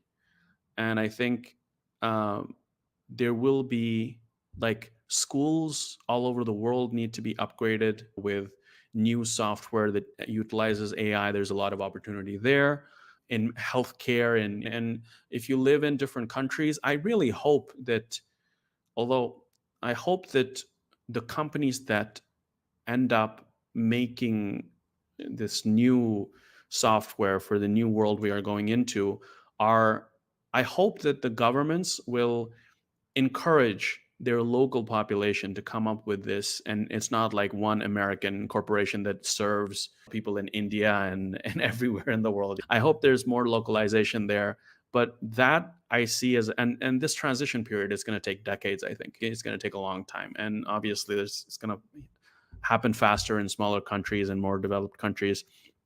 But in any kind of transition that happens, there's a huge amount of opportunity. So to start, we're coming up on 2 hours soon. To conclude this, we can say that things are going to change in a big way, and we have no idea how they're going to be, because governments around the world, they're not even scared of this yet, I think. And I've been talking to a little bit to schools in the world, and it seems like it's similar. There's really not much. Students are using ChatGPT and all that, but it's just a new tool. It's amazing. It's just a tool. It's people aren't really afraid. And I think the first level here is to get a little bit scared. That's how what I went through before the acceptance and all that. I'm like, oh my god, there's just it plays in your my god. Yeah. And so we don't know what's going to happen. There's going to be a transition. Right now, things are pretty crazy, and there's no reason to believe that they're going to get less crazy because we are on an exponential curve. It's just what are we expecting later this year? Magnus, Sora, I know, is coming out, the OpenAI video model. Anything else that we have to look forward to, or anything that you can share with us that most people don't know about? You can create biological beings right now. You have open source CRISPR, so you can combine DNAs of different biological species together in any way you want. And this is like one of the new industries that not many people are talking about yet. NVIDIA CEO mentioned it recently, but the amount you can create your own Jurassic Park if you wanted to. You can have T-Rex roaming around, but No not only way. that, you can combine T-Rex with jellyfish and have a glowing T-Rex. And Stanford researchers have shown that they can combine mice with jellyfish, and they've made glow in the dark mice just for the sake of showing you how much you can do. Like what it means to be human and stuck in this particular evolved form is very temporary, when you can literally do so many things with your body biologically that has not yet been attempted, explored.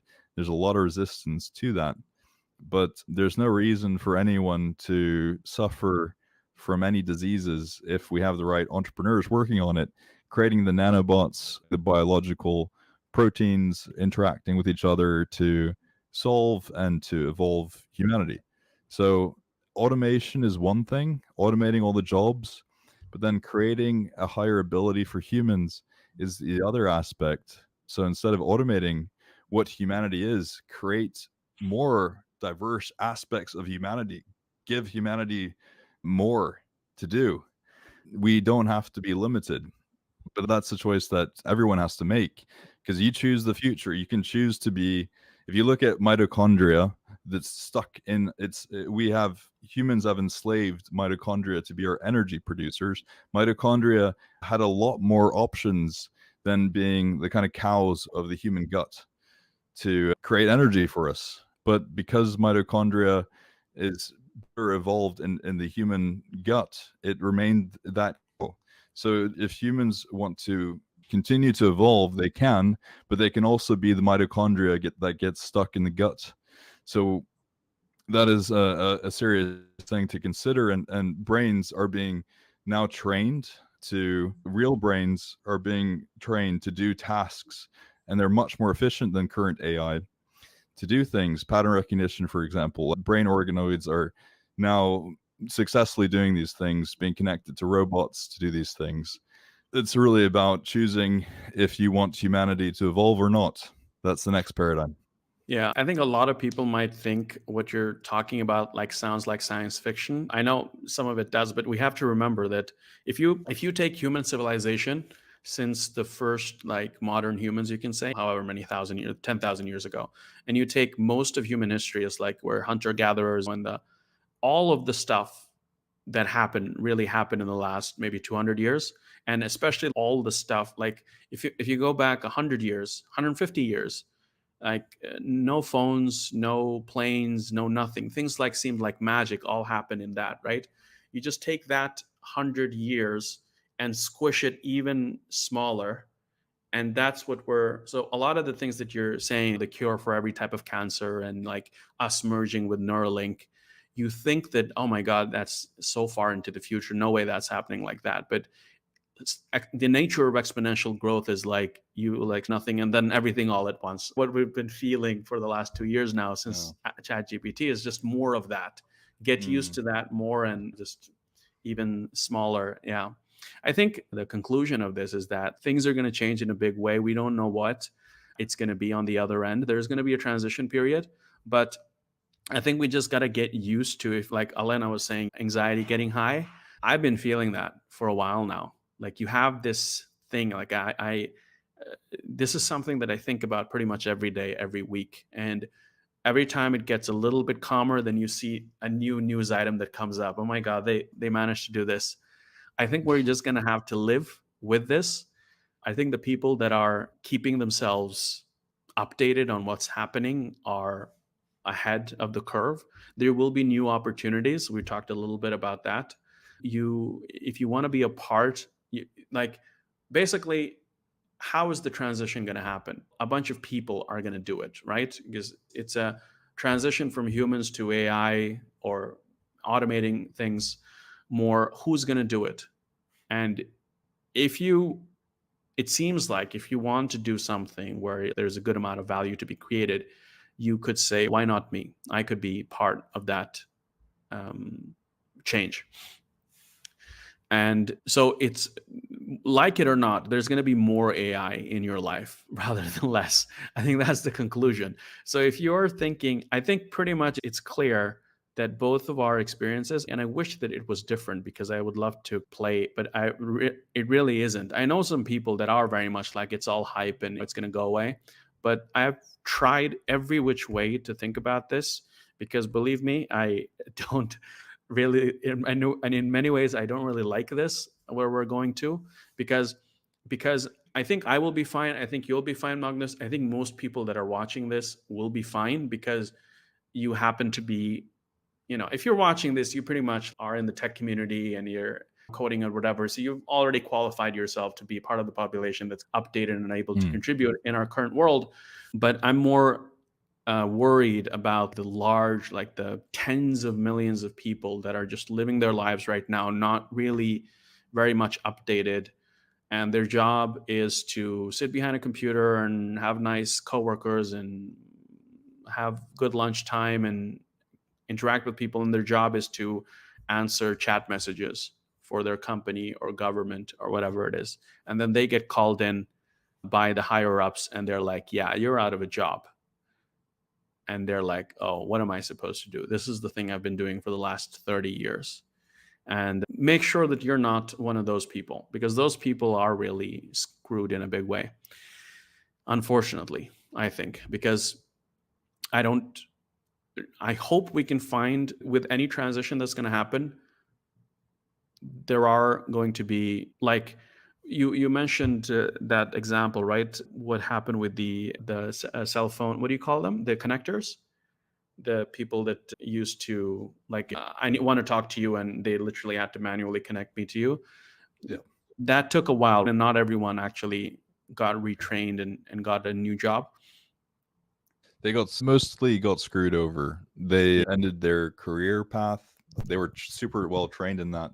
Some people ended up specializing into like higher level jobs in that field, so providing people that phone service for super rich people who had more needs to manage who they were talking to, because they might have been really popular, lots of business calls, all that, but there's a lot less need of it. And yeah, no company is going to be like preparing for your career path. They don't No. have to do that. That's so expensive, and Yeah. they're not necessarily specialized in doing that. Absolutely, it's very tempting to think that companies will prepare or that universities are preparing, but they are by no means not there at all. They're not there at all, and they don't need to be. There's no incentive for them to do it. Yeah, exactly. So I think everyone has to do some thinking for themselves. Or what am I going to do in this? I know I've thought a lot about that and I have some answers for myself with my unique background. What can I contribute with? Yeah. Yeah, I wish there was something. I think everyone wants to know, like, what, give me like specific thing I can choose at university or do that will let me have a career because I'm just starting out. And there really isn't anything. I think if you're jumping from one thing to another, it's just a matter of maybe you get another couple of years, but eventually choosing that question we get asked by the grown-ups, what are you going to do with your life? That has become so much more high stakes now because it's so much has to go into thinking about what's going to happen now. But I Yeah. think, yeah, I I mean, think like, I'm, yeah, just go ahead. I just wanted to add, like, there's 700,000 state employees in Norway, and if you look at, for example, what Nav does, a lot of people there focus on receiving applications, administrating, like crunching the data, and then they have a bunch of Yeah, applications they need to evaluate. And this is super automatable. There's been articles posted on it recently how people have talked about it for even 20 years, automating this. It still hasn't been done, but the AI just makes it so easy to do it, and it's so transparent, and it becomes so obvious that the question of should we be putting $60 billion into the majority of this work from our taxpayer money, should Norway be putting $60 billion into that kind of work? That question becomes raised more and more as society has a better understanding of it. And then what are those workers going to do? There is so much they can do. They can ask for feedback. They can ask, oh, what would make your life easier? How can I make the system better? That question is not getting asked. There's no culture around critical feedback. In the majority of cases, there's no culture of iterative improvement like you would see in an agile environment, as opposed to corporate static setting where things don't get changed after someone says any feedback. There's so many things to do, and it becomes more system level innovation. yeah, But again, less people are needed for system level innovation. But again, if a lot of new jobs come out within this, if direct democracy happens, it happens in Switzerland. There's a party that recently got announced in Norway that is doing direct democracy with technology, where any citizen can put in a suggestion how to improve. If you have 6 million suggestions, one suggestion from each citizen, how are you going to figure all that stuff out? There's so much data. There's so many new things to figure out in terms of system level thinking. There's still a lot of things that we need to do to get there. As you're pointing out, Rafi, the next at least 3 to 5 years, there's going to be a lot of adoption, a lot of work for people. The jobs have to be created, but there's still a good way to go before humanity is done. And after those 5 years, the question of the brain chips comes in, and that becomes an uncertain area. At least, yeah. yeah. Yeah, so I think one way to keeps talking about systems level thinking, and I think in an organization, it's the people at the more at the top that are doing that kind of stuff, right? So one way to get to the top in an existing company is to get at the bottom and then work yourself to the top, or another way is to start your own little organization where you are at the top. I think what I'm trying to do is that moving more towards the stuff that is going to be automated last, that's making the decisions and talking to the people and all that.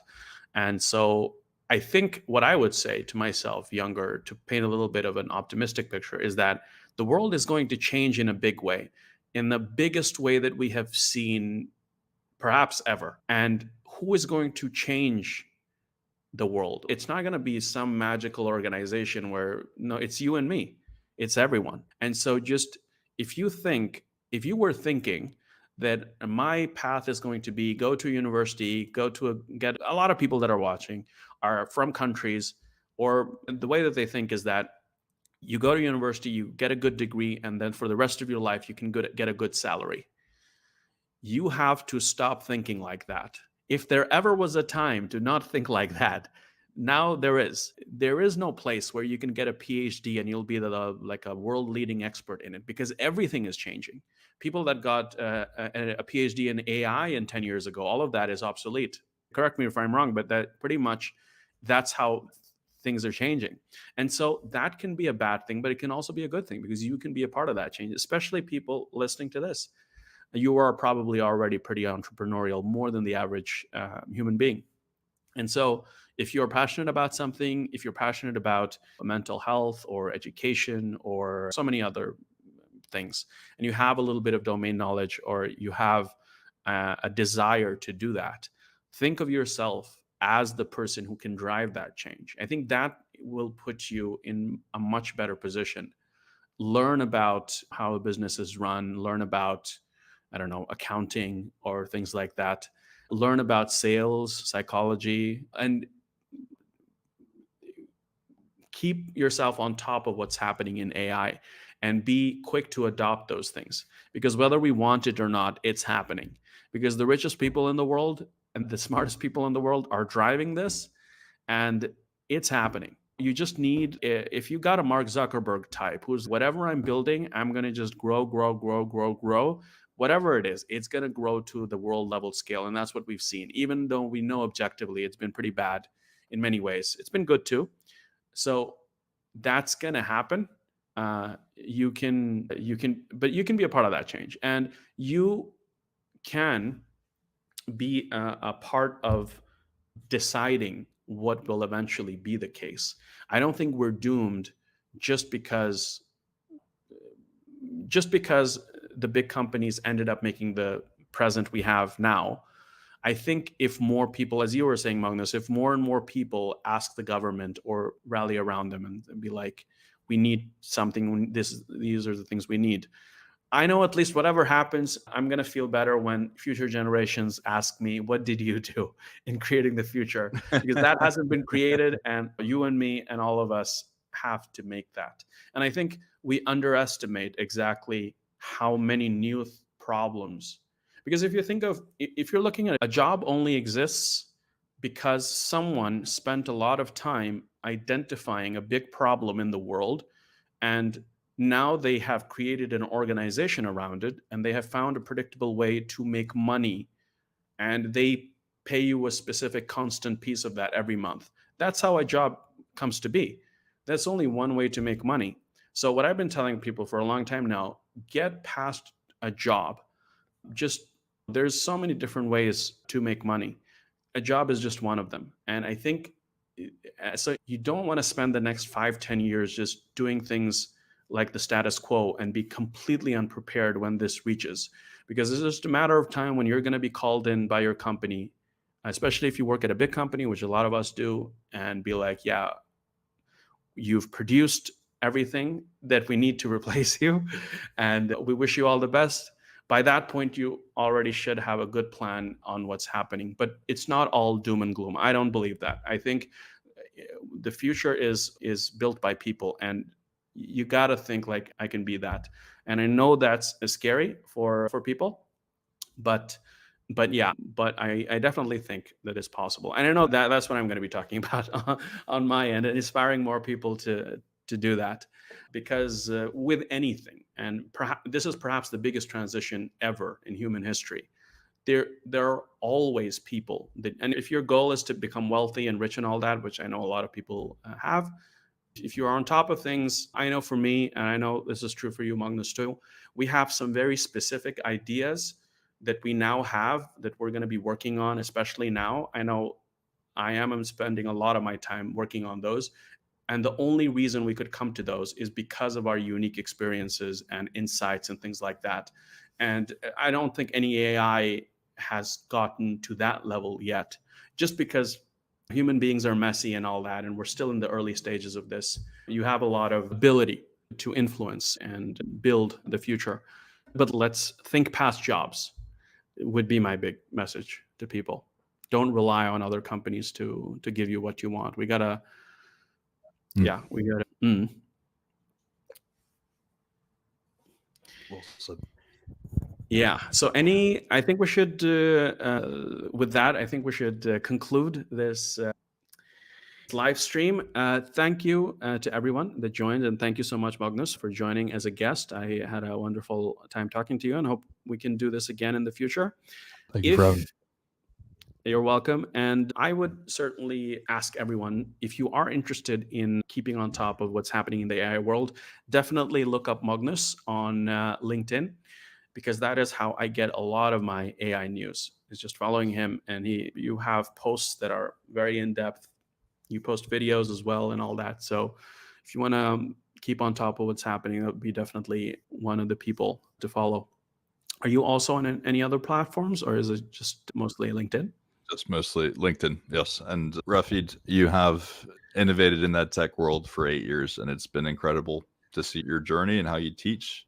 And I think it's been incredibly valuable for anyone to be taught by you, because Thank you so much. Are the best. It takes more than to just be a teacher in today's world. You have to be into education, innovation, and Scrimba is one of the biggest platforms now for that too, which I know it's very hard to get a job in. So amazing that you've been able to do that. And I've been taking some Scrimba courses.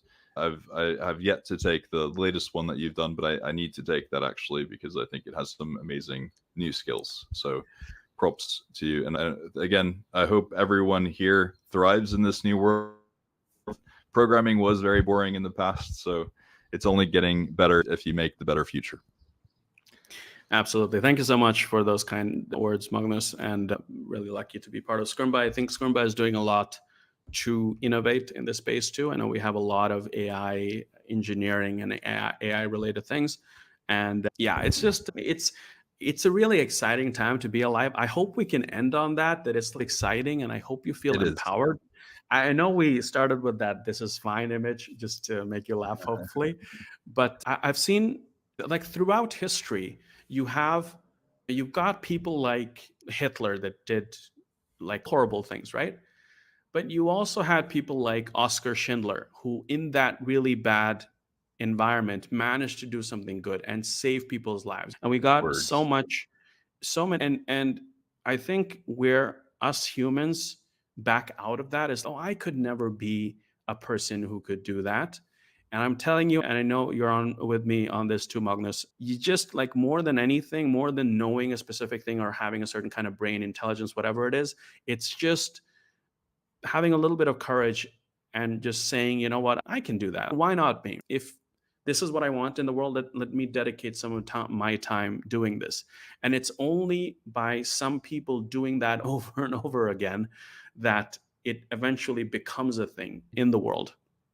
And now more than ever, we need more and more people that are not like the big companies and that are just seeking. And I hope you will do it for more than just money, and you will do it so you can feel good about yourself and you can build the future that we want. And I had a bit of I'm going to be fully honest here. I went through a bit of an existential life crisis because of this earlier this year. The last one I had before that was in high school. So I never thought I'd had one more, but this is really at that level. But now more and more, I'm thinking about, okay, we have to accept what's happening. But if you are one of the people that are still skeptical to this, the way I think of it is that even if I am a little bit skeptical, the general trend is pretty clear. And if it takes 10 years versus 5, we know where we are moving towards. So just prepare yourself and keep yourself updated, and believe that there are still unique things that you can bring into the world and onto the table to contribute here. We are still in the very early days of this, and the new infrastructures and the world is going to be built are going to be built by us, Well said. 100% true. I would say. All right, Magnus, thank you so much for joining. And everyone, we are going to end it there.